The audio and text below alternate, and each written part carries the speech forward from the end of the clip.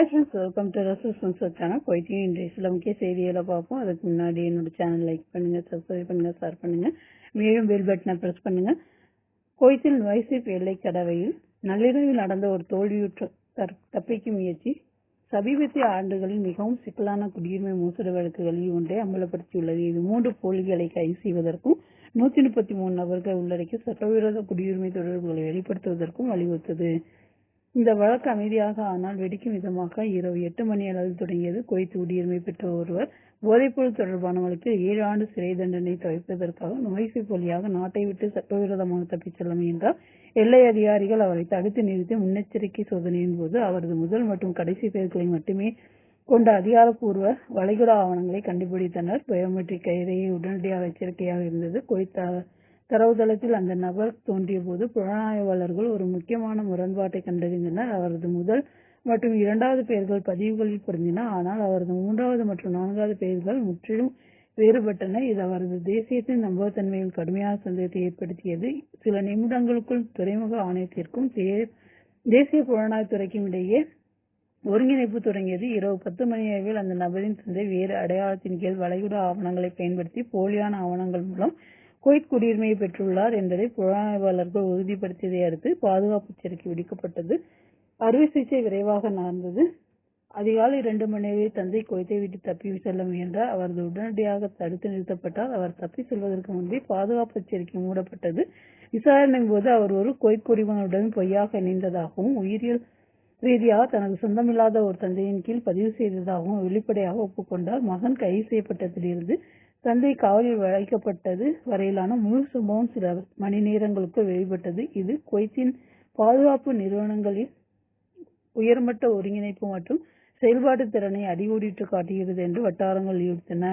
வெளிப்பாடுகள் அங்கு முடியவில்லை. மறுநாள் தேசிய புலனாய்வுத்துறை ஒரே குடும்ப கோப்பில் கீழ் பட்டியலிடப்பட்ட 13 தரவுகளை வளைவழைத்து ஆதாரங்கள் எதிர்கொண்ட 13 பேரும் குற்றம் சாட்டப்பட்டவருடன் எந்த உரையும் மறுத்தனர்.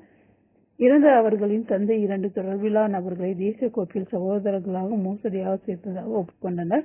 மற்றொரு போலி சகோதரருக்கு உடனடியாக 2வது பாதுகாப்பு எச்சரிக்கை விடுக்கப்பட்டது. அதே நாளில் அல் சல்மி எல்லை கடவை வழியாக குவைத்திலிருந்து தப்பி செல்ல முயன்ற போது அவர் கைது செய்யப்பட்டார். DNA சோதனை இறுதி அடியை கொடுத்தது. 13 சகோதரர்களும் ஒரு தந்தையின் உண்மையான சகோதரர் என்பதையும் மற்ற இருவரும் தங்கள் அடையாளங்களை போலியாக உருவாக்கிய ஏமாற்றுக்காரர்கள் என்பதையும் முடிவுகள் உறுதிப்படுத்தின. போலியா நபர்கள் முன்னர் பரம்பரை உரிமைகளை விட்டுக் கொடுத்ததையும் புலனாய்வாளர்கள் கண்டறிந்தனர். மேலும் அவர்களின் வளைகுடா ஆவணங்கள் பறிமுதல் செய்யப்பட்டன.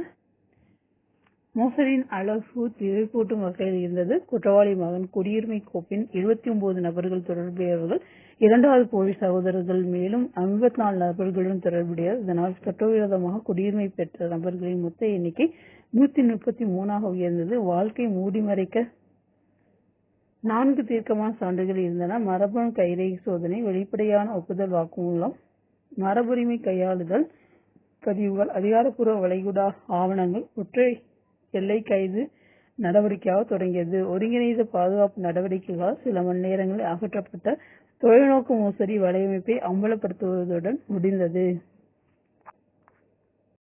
குவைத் சல்மியாவில் ஒரு கழிவுநீர் குழிக்குள் கரு ஒன்று கண்டுபிடிப்பதை தொடர்ந்து பாதுகாப்பு அதிகாரிகள் விசாரணை தொடங்கினர். பாதுகாப்பு வட்டாரத்தின்படி ஒரு தொழிலாளி கழிவுநீர் குழியில் கருவை கண்டதாக தெரிவித்தார். பாதுகாப்பு அதிகாரிகள் சம்பவ இடத்திற்கு விரைந்தனர்.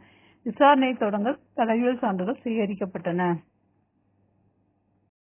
குவைத்தில் புதிய நெகிழ்வான வேலை நேர கட்டமைப்பின்படி புதிய ரமலான் மாதத்தில் அரசு நிறுவனங்களுக்கான வேலை நேரங்களை அதிகாரப்பூர்வமாக நிர்ணயித்து சிவில் சர்வீஸ் கமிஷன் ஒரு அறிக்கையை வெளியிட்டுள்ளது. 2024 ஆண்டின் வெளிப்புற முடிவு எண் 1 படி அரசு ஊழியர்கள் ரமலான் மாதம் முழுவதும் தினமும் 4 மணி நேரம் வேலை செய்ய வேண்டும். காலை 8:30 மணி முதல் 10:30 மணி வரை எந்த நேரத்திலும் ஊழியர்கள் தங்கள் பணிகளை தொடங்கும் அனுமதிக்கும் வகையில் நெகிழ்வு நேரம் அறிமுகப்படுத்தப்பட உள்ளதாக வெளியீடு தெளிவுபடுத்தியுள்ளது. இந்த முயற்சி ரமலானின் குறிப்பிட்ட தேவைகளை பூர்த்தி செய்வதற்கும் புனித மாதத்தில் அரசு ஊழியர்களின் செயல்திறன் மற்றும் நல்வாழ்வை மேம்படுத்துவதற்கும் வடிவமைக்கப்பட்டுள்ளது.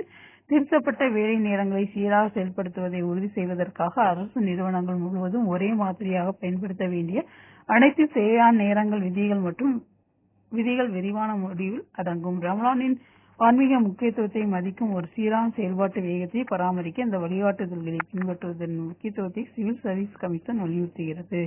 இந்த உத்தரவு 2024 ஆண்டின் வெளிப்புற முடிவு எண் 1 கீழ் அங்கீகரிக்கப்பட்டுள்ளது மற்றும் ஒவ்வொரு ஆண்டும் ரமலான் மாதத்தில் மீண்டும் மீண்டும் பொருந்தும். இது அனைத்து அரசு ஊழியர்களுக்கும் பதிலளி கொடுக்கக்கூடிய மற்றும் தகவலமைப்பு தன்மை கொண்ட பணிச்சூழலை வளர்ப்பதற்கான பணியிடத்தின் உறுதிப்பாட்டை அடிக்கோடிட்டு காட்டுகிறது. குவைத்தில் போதைப் பொருள் கடத்தலுக்கு எதிரான ஒரு குறிப்பிடத்தக்க நடவடிக்கையாக உள்துறை அமைச்சகத்தின் கீழ் உள்ள போதைப் பொருள் கட்டுப்பாட்டு பொதுத்துறை கணிசமான அளவு பறிமுதல் செய்துள்ளது.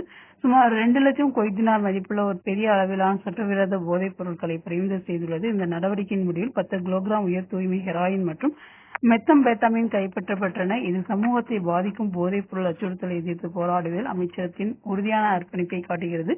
நாட்டிற்குள் போதைப் பொருள் கடத்தல் மற்றும் விநியோகத்தில் அர்ப்பணிக்கப்பட்ட ஒரு அதிநவீன வலையமைப்பை முன்னெடுத்து செல்லும் ஆசிய நாட்டவரை கைது செய்ய சிறப்பு குழுக்களால் இந்த நடவடிக்கை மிகவும் உன்னிப்பாக மேற்கொள்ளப்பட்டது. இந்த வழக்கின் மேலதிக விசாரணைகளில் சந்தேக நபர் வெளிநாட்டில் வசிக்கும் ஒரு கூட்டாளியின் உத்தரவின் கீழ் செயல்பட்டு வருவது தெரியவந்தது. அவர் தற்போது சர்வதேச சட்ட அமலாக்கத்தின் கண்காணிப்பில் ஒரு பிரபல போதைப்பொருள் கடத்தல்காரர். அவரது பெயருக்கு குற்றம் சாட்டப்பட்டவர்களிடமிருந்து 6 கிலோகிராம் ஹெராயின் மற்றும் 4 கிலோகிராம் மெத்தம்பேத்தமைன் கண்டுபிடிக்கப்பட்டன. இவை நாடு முழுவதும் பரவலாக விநியோகிக்கப்பட தயாராக இருந்தன. சந்தேக நபரின் வளாகத்தில் நடத்தப்பட்ட சோதனையில் இன்னும் ஆபத்தான கண்டுபிடிப்புகள் கிடைத்தன. ஹெராயின் கலப்படம் செய்யப்பட்ட பயன்படுத்தப்படும் மிகவும் ஆபத்தான கருவிகள் மற்றும் ரசாயனங்களால் சூழப்பட்ட ஒரு ரகசிய ஆயுதத்தை அதிகாரிகள் கண்டுபிடித்தனர். இது போதைப் பொருளின் பெரு மதிப்பை உயர்த்துவதை நோக்கமாக கொண்ட ஒரு ஆபத்தான முறையாகும். கூடுதலாக போதைப் பொருள் விநியோக செயல்முறைக்கு முக்கியமான 4 டிஜிட்டல் அளவுகள் இந்த நடவடிக்கையின் போது பறிமுதல் செய்யப்பட்டன. இந்த உபகரணமானது போதைப்பொருள் விற்பனையாளர்கள் சந்தைக்கு வருவதற்கு முன்பு அளவை துல்லியமாக வலியுறுத்துவதற்கு அவசியமானது. இது வலையமைப்பின் நுட்பத்தையும் அறிவை சுட்டிக்காட்டுகிறது. பறிமுதல் செய்யப்பட்ட போதைப் பொருள் மற்றும் உபகரணங்களுடன் சேர்ந்து விரிவான நீதி நிர்வாகத்தை உறுதி செய்வதற்காக சந்தேக நபரும் சம்பந்தப்பட்ட நீதித்துறை அதிகாரிகளிடம் ஒப்படைக்கப்பட்டனர். இந்த வெற்றிகரமான நடவடிக்கை போதைப்பொருள் கடத்தல்காரர்களுக்கு எதிரான உள்துறை அமைச்சகத்தின் இடைவிடாத துரத்தலையும் பொது பாதுகாப்பை பாதுகாப்பதற்கான அதன் வலுவான நடவடிக்கைகளையும் அடிக்கோடிட்டு காட்டுகிறது. தனது உறுதிப்பாட்டை மீண்டும் வலியுறுத்தும் வகையில் சமூகத்திலிருந்து போதைப்பொருள் கடத்தலை வேறறுக்க விழிப்புடன் கண்காணிப்பு மற்றும் முன்னெச்சரிக்கை பிரச்சாரங்களை தொடர உள்துறை அமைச்சகம் உறுதியளித்துள்ளது. இதுபோன்ற சட்டவிரோத நடவடிக்கைகளில் ஈடுபடும் எவரையும் சட்டம் விட்டு வைக்காது என்ற தெளிவான செய்தியை இது அனுப்புகிறது. மேலும் சமூகத்தின் நல்வாழ்வையும் பாதுகாப்பையும் பாதுகாப்பதற்கான அதன் நிலைப்பாட்டை வலியுறுத்துகிறது. குவைத்தில் குடிமக்கள் மற்றும் குடியிருப்பாளர்களுக்கான நடைமுறைகளை எளிதாக்க டிஜிட்டல் சேவைகளை வெளிப்படுத்தும் வகையில் ஒருங்கிணைந்த அரசாங்க சைகல் செயலியில் 4 புதிய சான்றிதழ்களை சிவில் தகவல் பொது ஆணையம் அறிமுகப்படுத்தியுள்ளது. இப்போது கிடைக்கும் சான்றிதழ்கள் முந்தைய தேசிய, முந்தைய பெயர், முந்தைய முகவரி மற்றும் ஆங்கிலத்தில் யாருக்கு இது கவலையாக இருக்கும் என்று ஆவணம் ஆகியவை அடங்கும். இந்த நடவடிக்கை அதன் டிஜிட்டல் உருமாற்ற முயற்சிகளை ஆதரிப்பதாகவும் நேரில் பார்வையிடாமல் விரைவான அணுகலை செயல்படுத்துவதாகவும் PACE தெரிவித்துள்ளது.